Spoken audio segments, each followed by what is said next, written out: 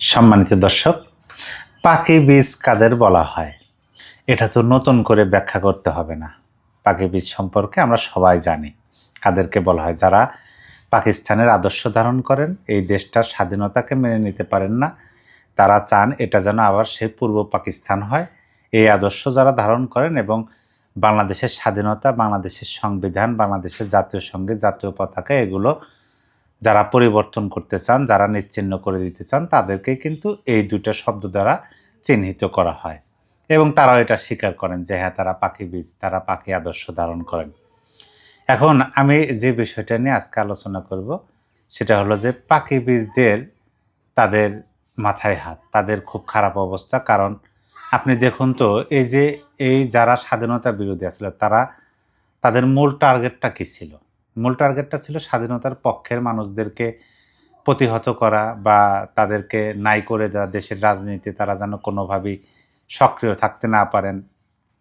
সেই জন্য তারা দীর্ঘদিন ধরে মেটিকুলাস প্ল্যান করে আসতেছেন। মেটিকুলাস প্ল্যানের ধারাবাহিকতায় বা সেই সূত্র অনুযায়ী জুলাই আগস্ট আন্দোলনে জনগণের সাথে তারা প্রতারণা করছেন। প্রতারণা করে তারা সফল হয়েছেন। সফল হওয়ার পরে দেশের পক্ষে, স্বাধীনতার পক্ষে যে রাজনৈতিক শক্তি আছে তাদেরকে নিষিদ্ধ করে রাখছেন। এটা হচ্ছে বাস্তবতা। নিষিদ্ধ করে গত 2 বছর ধরে তারা খুব ভালোভাবেই রাজনীতি করতেছেন। মন যা চায় সেটা করতেছেন। বাংলার ইতিহাস, ঐতিহ্য, সংস্কৃতি সকল কিছু তারা মুছে ফেলতে চান। মধ্যযুগীয় বর্বরতা তারা আনতে চান। এটা তো আমরা দেখেছি যখন তারা সরকারে ছিলেন, যখন তাদের নিয়োগকৃত সরকার ছিল ডক্টর ইউনূস সরকার, তখন বাংলাদেশের কী পরিবেশ পরিস্থিতি ছিল। ওলিয়া আউলিয়া, গাউস কুতুব, পীর দরবেশ তারা কেউই শান্তিতে দেশে থাকতে পারে নাই। এটাই বাস্তবতা। মপতন্ত্র তৈরি করেছিলেন এই যে দেশের মধ্যে, এবং তাদের অন্যতম একটা শক্তি, এই পাখি বীজদের অন্যতম একটা শক্তি যে তাদের পাখি। তারা এই কথাটাও তো বলছেন যে প্রয়োজনে তাদের থেকে পারমাণবিক নিয়ে আসবে, এইটা করবে। ওই যে দাতালা কি একজন আছে না, সেটা বলছেন। এখন দেশের অভ্যন্তরের বিষয়গুলো তো আমরা সবাই জানি যে দেশের পক্ষে, স্বাধীনতা এবং মুক্তিযুদ্ধের পক্ষে যে রাজনৈতিক শক্তি তারা খুব ভালো অবস্থানে অতি দ্রুত চলে যাচ্ছেন এবং তারা যে খুব অল্প সময়ের মধ্যে সর্বোচ্চ ভালো অবস্থানে যেতে পারার সক্ষমতা অর্জন করেছেন, এটা কিন্তু অলরেডি বাংলার মানুষ বুঝতে পেরেছেন এবং সেটাই দেখতেছি। আওয়ামী লীগের, মোট কথা লীগের যে মিছিলগুলো হচ্ছে, সেই মিছিলগুলো বাংলাদেশের বিভিন্ন জায়গাতে হচ্ছে। গাজীপুর হচ্ছে, ঢাকায় হচ্ছে, ময়মনসিংহ, চট্টগ্রাম, কিশোরগঞ্জ, আরও বিভিন্ন জায়গায় যে হচ্ছে, সেটার লোক সংখ্যা বৃদ্ধি পাচ্ছে, জনগণের সমর্থন তারা পাচ্ছেন, জনগণ আবার অংশগ্রহণও করতেছেন অনেকাংশে। এই বিষয়গুলো তো অবশ্যই তাদের চিন্তার বিষয়। এবং আরেকটা বিষয় হলো যে তাদের যে মূল শক্তি যেটা তারা ভাবে, এই যে পাকিস্তানের সাথে তাদের যোগাযোগ, তাদের সাথে যে তাদের একটা মানে ডক্টর ইউনূসের আমলে আমরা কি দেখলাম, সেখান থেকে কন্টেনার ভর্তি তারা নিয়ে আসলেন, বললেন যে যা নিত্য প্রয়োজনীয় দ্রব্য, অথচ চেকিং হলো না, কিচ্ছু হলো না।